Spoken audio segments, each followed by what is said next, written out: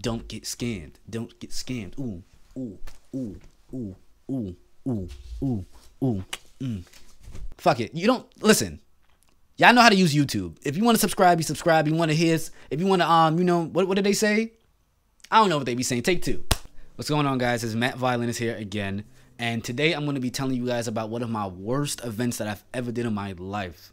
Shit was crazy. It was a really, really bad event. The business was done poorly. I was treated poorly. There was a money issue. It was just crazy. It was a really, really bad event. And I feel like I wouldn't be doing you guys a service by only showing you guys the highlights of my career and everything without showing you, you know, the bad and the negative things that happened within my career. So I'm gonna start off with the story like this. I was a lot younger then, like a lot younger. So I had to be about this had to be about, I want to say 4 or 5 years ago, 5+ years ago. So you know, I didn't have any management. For most of my career, I did not have any management at all. So there's a lot of people that find my work online and then they recommend me to, you know, like their clients or their friends or whatever. So there was this one woman. Her name shall remain nameless because, I mean, I forgot the trick's name anyway. But she was a Spanish woman, and she was a bitch. She was really a fucking bitch. Like, she was not a nice person. She swore up and down that she knew more about my job than I knew about my own job. Like, I haven't been playing the violin for, at the time, like 13, 14 years and shit. So this is what happened. I got this random phone call from this woman. She told me that she has some friends that were looking for a violinist to play for their wedding. So I'm like, all right, cool. You know, I'm here. So she's like, all right, fine. So we're gonna go into like this contract situation, and pretty much just let me know your price. I'll present it to, you know, the bride and groom to be, and then from there we'll talk about negotiations if there are any. I'm like, okay, fine, I don't care. So essentially she was just being the liaison between me and, you know, the actual clients. So when it came time to sign the contract about a week out after we had that conversation, and after, like, you know, the bride and groom pretty much agreed to everything, it was time to sign the contracts and everything. So, you know, she sent me the address. She told me that, like, oh yeah, like around 4 or 5 o'clock, excuse me, mad gassy. She's like, around 4 or 5 o'clock, we're gonna, like, you know, meet up. We're gonna sign the contracts and everything. I'm like, all right, cool. So about 10 minutes before, like, the bride and groom actually got to the house, because, you know, they were running late. I was early. The girl who was the liaison was there, and then we were just waiting for the bride and groom to get there. So by the time, like, I would say about 10 minutes before, like, the bride and groom got there, like, she came up to my car. And then she was like, listen, don't talk about price. Don't mention anything about what's going on. She's like, I'm going to handle all the business, whatever, blah, blah, blah. I'm just like, okay. I mean, I do this all the time myself. So I didn't really see it as a problem. Like, me handling business and me taking care of all, like, my business matters on my own. It's just like, if there's something that I don't like, if there's something that she says, or a question that the bride and groom has, you know, I'm more than capable of doing this, answering the question by myself. So I was in the room. I was like, okay, fine, whatever. If you, I don't know what the situation may be that I don't know about. I don't know what she said to them, whatever. So anyway, I hope I'm making this clear. So we finally get inside. The bride and groom, very, very, very, very nice couple, young couple. They had a kid. Kid was about 3. So we sat down, you know, a little chitter chatter, petty talk. And, you know, there was no crazy indicators that this woman was doing shady or weird business, because I was there listening. I saw the contract, read it through like twice. I'm like, all right, my fee is there. I'm only doing X, Y, Z, blah, blah, blah. All right, cool. Signed the contract, got up out of there. So in between that, you know, me and the girl who's the liaison, you know, the bitch, we were talking, and she just kept giving me these bad vibe. Like, I don't know, her energy just wasn't good. It just didn't sit right with me. And I'm very good with vibe. I mean, I'm very, very good with vibe. I DJ and I play violin. My whole job is about reading people's energy. So her energy was just weird to me. But being that I was there for the you know, the business dealings, like I always am, you know, there was no real indicators that, like, things were gonna go south. All right, so fast forward about 2 months after contract signing. You know, I'm all prepared. I'm all practiced. You know, sound nice, look nice, I smell nice, feel me? You know what I mean? And all that. You know, so normally when I do events, I always make sure I go into the events about, I want to say 2 hours early to be safe. You know, I have to account for like, you know, traffic and parking, unloading, setting up, troubleshooting, all of those, you know, inner workings to making, you know, an event function properly, to make it go well. I need about 2 hours at the venue before the actual event starts, like I said. So being that I've never done this before, but being that I got such a weird vibe from this woman, and she seemed to be really strict about what to do and what not to do, and like she was just drawing all of these clear lines that I didn't think were really that necessary. Right before I left my house, I gave her a call. So I was just like, listen, so-and-so, I'm about to go make my way to the venue now. And I just wanted to let you know, just as a common courtesy, whatever. And this is where the shit got crazy. She was like, no, hun. This is the reason why I'm the manager, and this is the reason why, like, you're just a player. You can't make these decisions on your own. You can't just go to a venue without letting us know. Like, there's things that you may not know about that.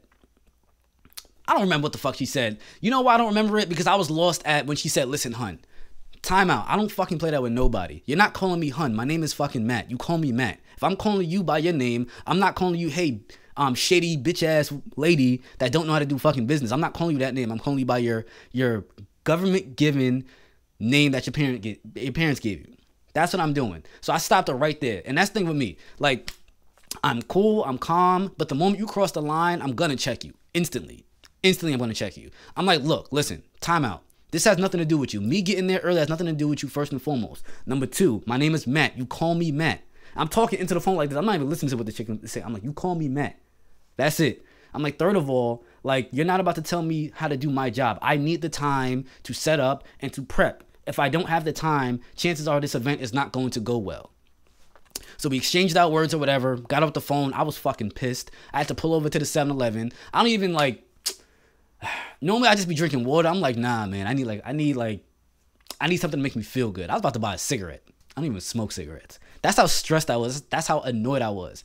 So whatever. I calmed down. I probably bought like a coconut water or something like that. I just needed something sweet to kind of take my mind off of it. Bought me a little coconut water. Then I drove to the event. It was about 45 minutes out. It wasn't too far. And, you know, I play at these catering halls all the time. They never have a problem with, you know, vendors coming early. So I'm like, what is this girl talking about? I showed up there. I was just like, I'm speaking to like the concierge. I'm like, I'm here for so-and-so's wedding. They're like, okay, yeah, you're here a little early. Just go into the room right there. You can start setting up and do your thing. No problem, because there's never a problem for people to show up early to an event.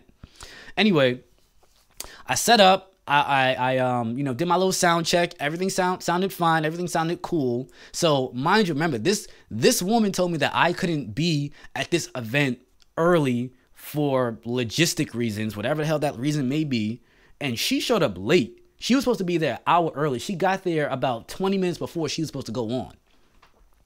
Bad look. That's like another sign that was just like weird. So she showed up around that time, 20 minutes before. She was really stressed. She like was just kind of scattered all over the place, you know, throwing off even more bad vibes, you know. So apparently she was dancing. I didn't know that until that day. Apparently she was performing as well. She performed after me. It was her and this other dancer. She was really nice. It was her friend, but she was really, really nice. It was her, the bitch, and then the other nice girl that were both dancing. I'm like, all right, cool, whatever. So I did my performance, you know, went in there,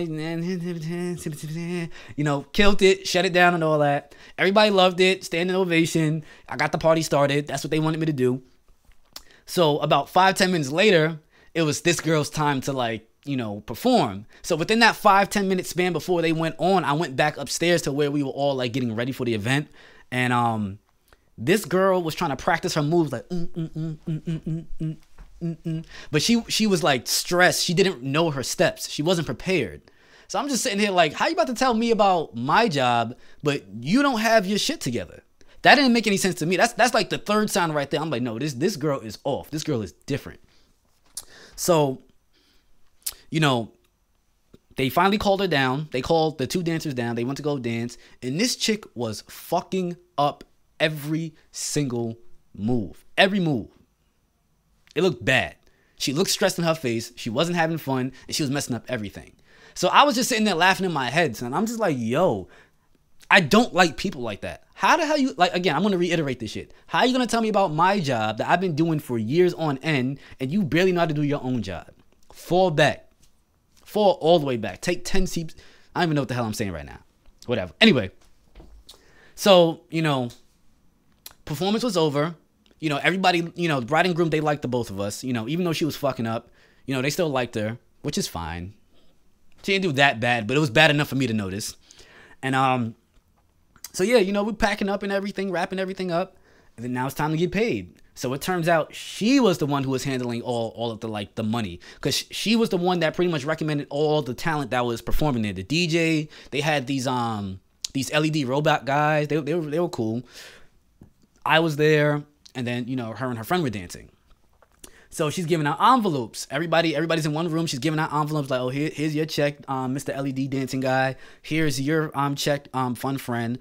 This is my bitch ass money because, you know, I'm a bitch. She took her money and she gave me my money. So I opened up the envelope. You know, I counted my money. My fault. I counted my money. I was like, Kept counting it. I was like, all right, cool. The money seems to be okay. Went back home, went on my way, and everything just seemed fine. It seemed like a regular ending to like a regular event, right? So the next day, I went to go deposit my money. So, you know, I put my money inside the little, like, you know, ATM joint that, you hear like the thing, count the money, right? So, you know, I'm on my phone, I'm texting, blah, blah, blah. Like, everything's regular. Like, okay, I'm just going to put my money inside this thing and, you know, it's going to tell me how much money's in my account. Then I'm straight. So it spit out a bill, one of the $100 bills. And then it was just like, it gave me just some message. Like, it can't read the bill. It can't accept that bill. So I looked at the bill. I'm analyzing it. I had the shit in my hand. I'm like, yo, this bill feels mad fake. This is not a real $100 bill. So I'm like, I'm holding it up to the light and everything. I don't see the little like, you know, how you can see like they have some image in there to make you know if it's like real or fake or something like that. I didn't see that. The paper just felt weird. I'm just like, yo, I know this dumb ass fucking bitch did not give me a fucking $100 bill for all that fucking trouble she just put me through, right?